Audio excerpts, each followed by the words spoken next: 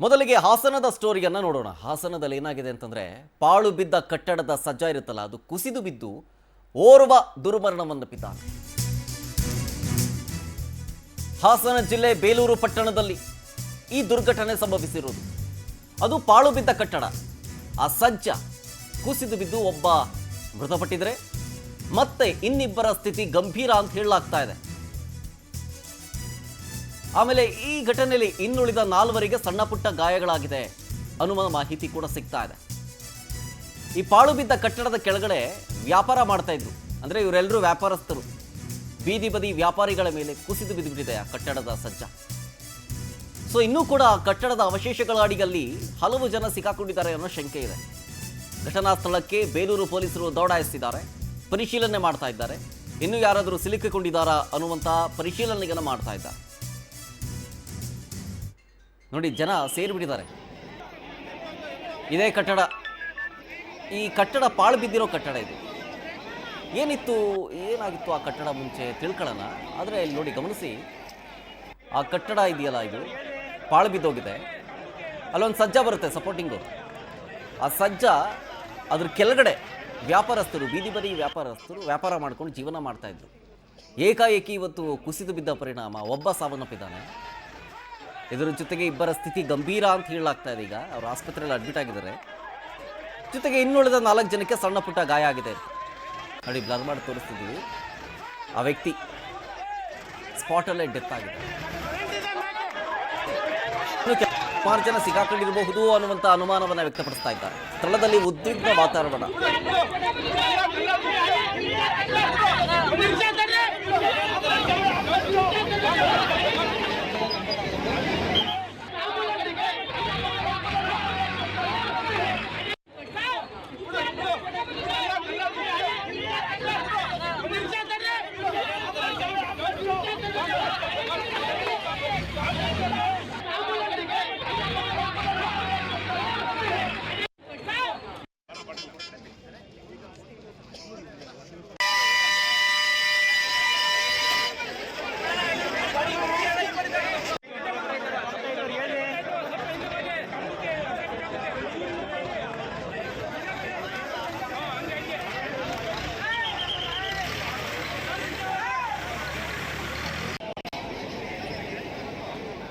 ನೋಡಿ, ಕ್ರೇನ್ ಮುಖಾಂತರ ಆ ಸಜ್ಜನ ಮೇಲೆತ್ತುವಂಥ ಪ್ರಯತ್ನ.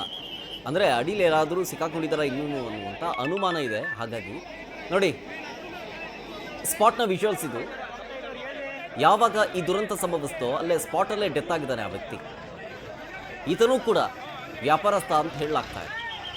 ಆ ಸಜ್ಜದ ಕೆಳಗಡೆ ವ್ಯಾಪಾರ ಮಾಡ್ತಾಯಿದ್ರು. ಬಿಸಿಲು ಅಥವಾ ನೆರಳು ಬೇಕಾಗಿರುತ್ತೆ, ಬಿಸಿಲಿನ ಪರಿಣಾಮದಿಂದಾಗಿ ನೆರಳು ಬೇಕಾಗಿರುತ್ತೆ. ಸಾಮಾನ್ಯವಾಗಿ ಹೌದು, ವ್ಯಾಪಾರಸ್ಥರು, ಬೀದಿ ಬದಿ ವ್ಯಾಪಾರಸ್ಥರು ಯಾವುದಾದ್ರೂ ಒಂದು ಮರನೋ ಅಥವಾ ಈ ರೀತಿಯಾದಂಥ ಬಿಲ್ಡಿಂಗು ಸಜ್ಜೆ ಸಪೋರ್ಟಿಂಗ್ ಇರುತ್ತಲ್ಲ, ಅದ್ರ ಕೆಳಗಡೆ ವ್ಯಾಪಾರ ಮಾಡೋದು ಕಾಮನ್. ಈ ಹಾಸನದ ಬೇಲೂರಲ್ಲೂ ಕೂಡ ಹೀಗೆ ಆಗಿತ್ತು. ಡೈಲಿ ಅಲ್ಲೇ ಕೂತ್ಕೊಂಡು ಬಿಸ್ನೆಸ್ ಮಾಡ್ತಾಯಿದ್ರು, ವ್ಯಾಪಾರ ಮಾಡ್ತಾಯಿದ್ರು. ಹಾಗೆ ಇವತ್ತು ಕೂಡ.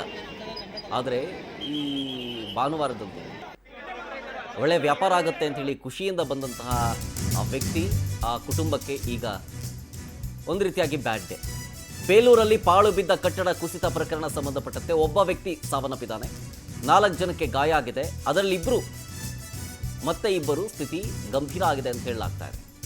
ಇದಾಗಿರೋದು ಬೇಲೂರು ಬಸ್ ನಿಲ್ದಾಣದ ಎದುರುಗಡೆ. ಈಗ ಗಾಯಗೊಂಡಿದ್ದ 4 ಹಾಸನದ ಹಿಮ್ಸ್ಗೆ ಕಳಿಸಲಾಗಿದೆ, ಚಿಕಿತ್ಸೆ ಕೊಡಿಸಲಾಗ್ತಾ ಇದೆ. ಆಮೇಲೆ ಸಾವನ್ನಪ್ಪಿದ ವ್ಯಕ್ತಿಯ ಹೆಸರು ಅಮರನಾಥ ಅಂತ. ಜೊತೆಗೆ ಗಾಯಗೊಂಡವರ ಹೆಸರು ನೀಲಮ್ಮ, ಶಿಲ್ಪಾ, ಜ್ಯೋತಿ, ನಜೀರ್ ಅಂತ. ಈಗ ಸ್ಥಳಕ್ಕೆ ಹಾಸನ ಎಸ್ಪಿ ಮೊಹಮ್ಮದ್ ಸುಜೀತಾ ಭೇಟಿಯನ್ನು ಕೊಟ್ಟು ಪರಿಶೀಲನೆ ಮಾಡ್ತಾ ಇದ್ದಾರೆ. ಹೇಳಿದ್ನಲ್ಲ, ಇವತ್ತು ಸಂಡೇ ಇರುತ್ತೆ, ಒಳ್ಳೆ ವ್ಯಾಪಾರ ಆಗುತ್ತೆ ಅಂಥೇಳಿ ಏನೇನೋ ಪ್ಲ್ಯಾನ್ ಇಟ್ಕೊಂಡು ಬಂದಿದ್ರು ಆ ವ್ಯಾಪಾರಸ್ಥರು. ಆದರೆ ಎಂದಿನಂತೆ ಇವತ್ತಿರಲಿಲ್ಲ ಪರಿಸ್ಥಿತಿ. ಯಮ ಈ ಸಜ್ಜದ ರೂಪದಲ್ಲಿ ಕಾಯ್ತಾ ಕೂತಿದ್ದ ಅಂತ ಅನ್ಸುತ್ತೆ. ಈ ದುರ್ಘಟನೆ ನೋಡಿದ್ರೆ ಹಂಗೆ ಅನ್ಸುತ್ತೆ.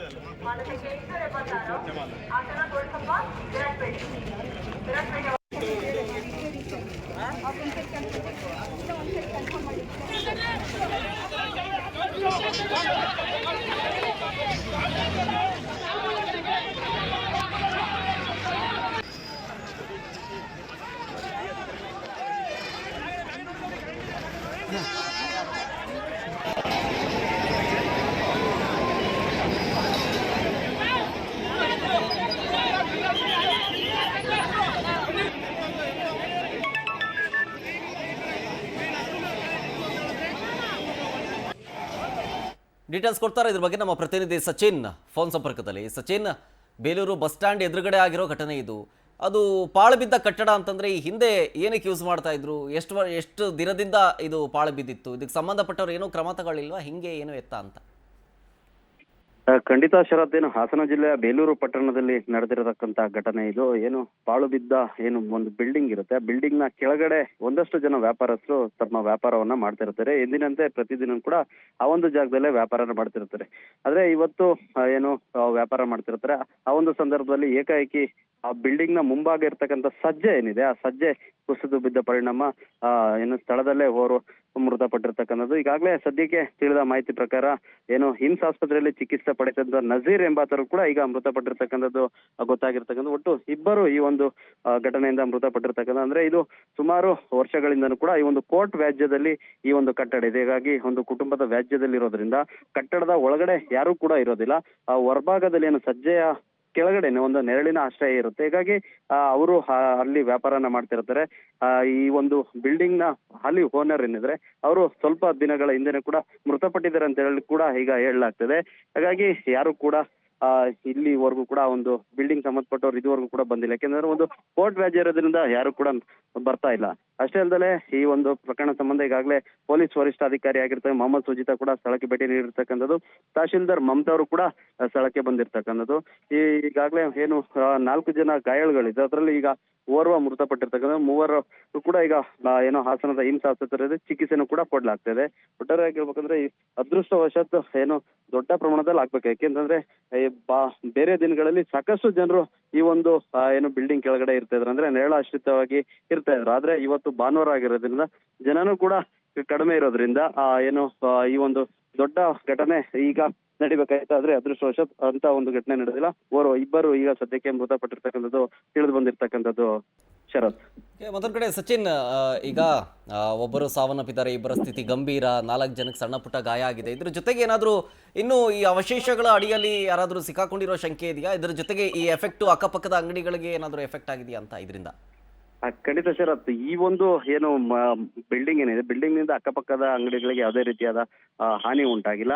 ಆದ್ರೆ ಏನು ಬಿಲ್ಡಿಂಗ್ ನ ಮುಂಭಾಗದಲ್ಲಿ ಕಟ್ಟಿದಂತಹ ಏನು ಒಂದು ಸಜ್ಜೆ ಇದೆ, ಆ ಸಜ್ಜೆ ಮಾತ್ರ ಕಟ್ಟಾಗಿ ಬಿದ್ದಿರ್ತಕ್ಕಂಥ. ಈಗಾಗಲೇ ಒಂದು ಸಜ್ಜೆಯನ್ನ ಕ್ರೇನ್ ಮುಖಾಂತರ ಬೇರೆ ಯಾರಾದ್ರೂ ಸಿಗಾಕೊಂಡಿದ್ದಾರ ಅಂತ ಹೇಳ್ಬಿಟ್ಟು ಕೂಡ ಅಗ್ನಿಶಾಮಕ ದಳದವರು ಪೊಲೀಸರು ಕೂಡ ಒಂದು ಕ್ರೇನ್ ಮುಖಾಂತರ ಈ ಒಂದು ಬಿಲ್ಡಿಂಗ್ ನ ಸಜ್ಜೆ ಏನಿದೆ ಸಜ್ಜೆನ ಎತ್ತಿ ಕೆಳಭಾಗದಲ್ಲಿ ನೋಡಲಾಗಿತ್ತು. ಆದ್ರೆ ಯಾರು ಈ ಒಂದು ಅಡಿಯಲ್ಲಿ ಸಿಲುಕಿಕೊಂಡಿಲ್ಲ. ಸಿಲುಕಿಕೊಂಡವರೆಲ್ಲರನ್ನು ಕೂಡ ಈಗಾಗಲೇ ಆಸ್ಪತ್ರೆಗೆ ಸೇರಿ ಚಿಕಿತ್ಸೆ ಕೂಡ ನೀಡಲಾಗಿದೆ. ಪ್ರಕರಣ ಸಂಬಂಧ ಇಬ್ಬರು ಈ ಒಂದು ಘಟನೆಯಲ್ಲಿ ಇಬ್ಬರು ಮೃತಪಟ್ಟಿರ್ತಕ್ಕಂಥದ್ದು ಪೊಲೀಸರು ಕೂಡ ದೃಢಪಡಿಸಿರ್ತಕ್ಕಂಥದ್ದು ಶರತ್.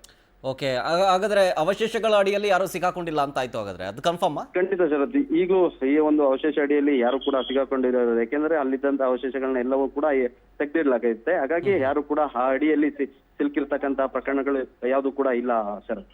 ಈಗ ಮೃತರ ಕುಟುಂಬಸ್ಥರು ಏನ್ ಹೇಳ್ತಾರೆ ಅಂತ? ಈಗಾಗಲೇ ಸದ್ಯದ ಮಾಹಿತಿ ಪ್ರಕಾರ ಮೃತರ ಕುಟುಂಬಸ್ಥರಿಗೆ ಮಾಹಿತಿನೂ ಕೂಡ ತಿಳಿಸಲಾಗಿದೆ. ಅವರು ಕೂಡ ಏನೋ ಒಂದು ಆಸ್ಪತ್ರೆಗೆ ಬರ್ತಾ ಇದ್ದಾರೆ. ಇವರು ಕೂಡ ಮೃತರು ಯಾರು ಕೂಡ ಮಾಧ್ಯಮದವರಿಗೆ ಸಂಪರ್ಕಕ್ಕೆ ಸಿಕ್ತಿಲ್ಲ ಶರತ್. ಈಗ ಒಬ್ಬರ ಹೆಸರು ಗೊತ್ತಾಯ್ತು, ಅಮರನಾಥ ಅಂತ ಹೇಳಿ ಮೃತಪಟ್ಟವ್ರದ್ದು. ಮತ್ತೊಬ್ಬರದ್ದು ಏನಾದ್ರು? ಅಮರನಾಥ್ ಮತ್ತೆ ನಜೀರ್ ಚಿಕಿತ್ಸೆ ಪಡಿತಿದ್ದಂತ ನಜೀರ್ ಏನಿದ್ದಾರೆ ಅವರು ಕೂಡ ಈಗ ಮೃತಪಟ್ಟಿರ್ತಕ್ಕಂಥದ್ದು ಪೊಲೀಸರು ದೃಢಪಡಿಸಿರ್ತಕ್ಕಂಥದ್ದು Sharath. Okay, thank you Sachin Shetty ಡೀಟೇಲ್ಸ್ಗಾಗಿ. ಬಟ್ ಓವರಾಲ್ ಆಗಿ ವಿಷನ್ಸ್ ಅಲ್ಲಿ ಗಮನಿಸ್ತಿದ್ದೀರಲ್ಲ, ನಿಜಕ್ಕೂ ಇವತ್ತು ನಡೆದಂತಹ ಅತಿ ದೊಡ್ಡ ದುರಂತ ಇದು. ಪಾಪ ಸಣ್ಣ ಪುಟ್ಟ ವ್ಯಾಪಾರ ಮಾಡಿಕೊಂಡು ಬೀದಿ ಬದಿ ವ್ಯಾಪಾರ ಮಾಡ್ಕೊಂಡಿದ್ದವರು ಅವರೆಲ್ಲರೂ ನೋಡಿ ಇವಾಗ ಇಬ್ಬರು ಸಾವನ್ನಪ್ಪಿದ್ದಾರೆ ಅನ್ನೋದು ಗೊತ್ತಾಯ್ತು ನೋಡಿ. ಅಮರನಾಥ ಮತ್ತೊಬ್ರು ನಜೀರ್ ಅಂತ ಟ್ರೀಟ್ಮೆಂಟ್ ತಗೋತಾ ಇದ್ರು, ಇನ್ನು ಸಾವನ್ನಪ್ಪಿದ್ದಾರೆ. ಬೇಲೂರಿನ ಕಟ್ಟಡ ಕುಸಿತದಲ್ಲಿ ಇಬ್ಬರ ಸಾವು ಖಚಿತ ಆಗಿದೆ. ಹಾಸನ ಎಸ್ಪಿ ಮೊಹಮ್ಮದ್ ಸುಜೀತಾ ಇದ್ರ ಬಗ್ಗೆ ಮಾಹಿತಿಯನ್ನ ಕನ್ಫರ್ಮ್ ಮಾಡ್ತಾ ಇದ್ದಾರೆ. ನಜೀರ್ ಮತ್ತು ಅಮರನಾಥ ಇಬ್ಬರು ಮೃತರು ಅನ್ನೋದು ಗೊತ್ತಾಗಿದೆ. ಬೇಲೂರಿನ ಕಟ್ಟಡ ಕುಸಿತದಲ್ಲಿ ಇಬ್ಬರ ಸಾವು ಖಚಿತಪಡಿಸಲಾಗಿದೆ. ಈಗ ಇವರಿಬ್ಬರ ಕುಟುಂಬಕ್ಕೂ ಕೂಡ ಈ ವಿಚಾರವನ್ನು ಮುಟ್ಟಿಸುವಂತಹ ಕೆಲಸಗಳು ಆಗಿದೆ, ಬರಬೇಕಷ್ಟೇ. ಟ್ರೀಟ್ಮೆಂಟ್ ತಗೋತಾ ಇದ್ರು ಮತ್ತೊಬ್ರು ಈಗ ಅಮರನಾಥ್ ಅವರು ಆನ್ ದ ಸ್ಪಾಟಲ್ಲೇ ಸಾವನ್ನಪ್ಪಿದ್ರೆ, ಮತ್ತೊಬ್ಬರು ನಜೀರ್ ಇವರು ಟ್ರೀಟ್ಮೆಂಟ್ ತಗೊಳ್ತಾ ಇದ್ರು ಆಸ್ಪತ್ರೆಗೆ. ನೀಲಮ್ಮ, ಶಿಲ್ಪಾ, ಜ್ಯೋತಿ ಮತ್ತು ನಜೀರ್ ಇವರು ಗಾಯಗೊಂಡಿದ್ರು, ಆಸ್ಪತ್ರೆಗೆ ಚಿಕಿತ್ಸೆಗೆ ಅಂಥೇಳಿ ದಾಖಲಾಗಿದ್ರು. ಆದರೆ ನಜೀರ್ ಬದುಕುಳಿಲಿಲ್ಲ. ಗಂಭೀರವಾಗಿ ಗಾಯಗೊಂಡು ತೀವ್ರ ರಕ್ತಸ್ರಾವದಿಂದಾಗಿ ಬಳಲಿ ಎಷ್ಟೇ ಟ್ರೈ ಮಾಡಿದ್ರು ಕೂಡ ನಜೀರ್ನನ್ನು ಉಳಿಸ್ಕೊಳ್ಳೋದಕ್ಕಾಗಲಿಲ್ಲ. ನಾನು ಪ್ರತಿನಿಧಿ ಹೇಳ್ತಾ ಇದ್ದ ವಿಚಾರಕ್ಕೆ ಸಂಬಂಧಪಟ್ಟಂತೆ, ಅದು ಪಾಳು ಬಿದ್ದ ಬಿಲ್ಡಿಂಗ್ ಇದೆಯಲ್ಲ, ಅದು ಕೋರ್ಟ್ನಲ್ಲಿತ್ತು, ವ್ಯಾಜ್ಯ ನಡೀತಾ ಇತ್ತು. ಸೊ ಹಾಗಾಗಿ ಆ ಕಡೆ ಯಾರೂ ಕೂಡ ತಲೆ ಹಾಕ್ತಾ ಇರಲಿಲ್ಲ. ಕೋರ್ಟಲ್ಲಿ ಕೇಸ್ ಇರೋದ್ರಿಂದಾಗಿ ಅದ್ರ ಬಗ್ಗೆ ಗಮನನೂ ಯಾರೂ ಕೊಟ್ಟಿರಲಿಲ್ಲ. ಸೊ ಅದು ಹಾಗೆ ಪಾಳು ಬಿದ್ದಕ್ಕೆ ಇತ್ತು. ಆಮೇಲೆ ಅದರ ಓನರ್ ಒಬ್ಬರು, ಇದಕ್ಕೆ ಸಂಬಂಧಪಟ್ಟಂತೆ ಒಬ್ಬರು ಇತ್ತೀಚೆಗಷ್ಟೇ ಸಾವನ್ನಪ್ಪಿದ್ರು ಅಂತ ಕೂಡ ಹೇಳ್ತಾ ಇದ್ರು. ಸೊ ಹಾಗಾಗಿ ಈ ಕಡೆ ಯಾರೂ ಕೂಡ ತಲೆ ಹಾಕಿಲ್ಲ. ಈಗ ಇದಕ್ಕೆ, ಈ ದುರ್ಘಟನೆಗೆ ಯಾರನ್ನು ಹೊಣೆ ಮಾಡಬೇಕು? ದೇವರೇ ಬಲ್ಲ. ಇದು ಬೈ ಆಕ್ಸಿಡೆಂಟ್ ಆಗಿರೋ ವಿಚಾರ. ಇದು ಯಾರನ್ನು ಕೂಡ ಹೊಣೆ ಮಾಡೋದಕ್ಕೆ ಬರೋಲ್ಲ. ಟೈಮ್ ಸರಿ ಇಲ್ಲ ಅಂತಂದರೆ ಯಾರು ಏನೂ ಮಾಡೋಕ್ಕಾಗಲ್ಲ ಅನ್ನೋದಕ್ಕೆ ಈ ಘಟನೆಗೆ ಸಾಕ್ಷಿ ನೋಡಿ.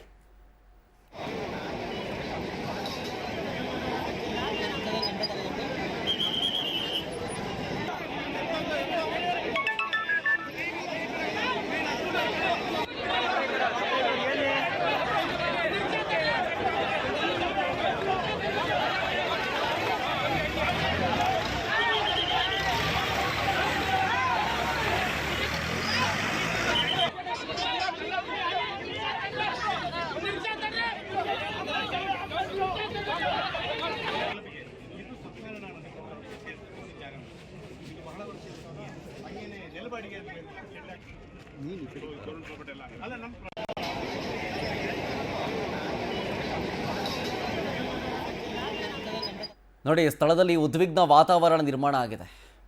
ಇದು ಬೇಲೂರಿನಲ್ಲಿ ನಡೆದಂತಹ ಒಂದು ದುರ್ಘಟನೆ. ಇವತ್ತು ಇಬ್ಬರು ಸಾವನ್ನಪ್ಪಿದ್ದಾರೆ.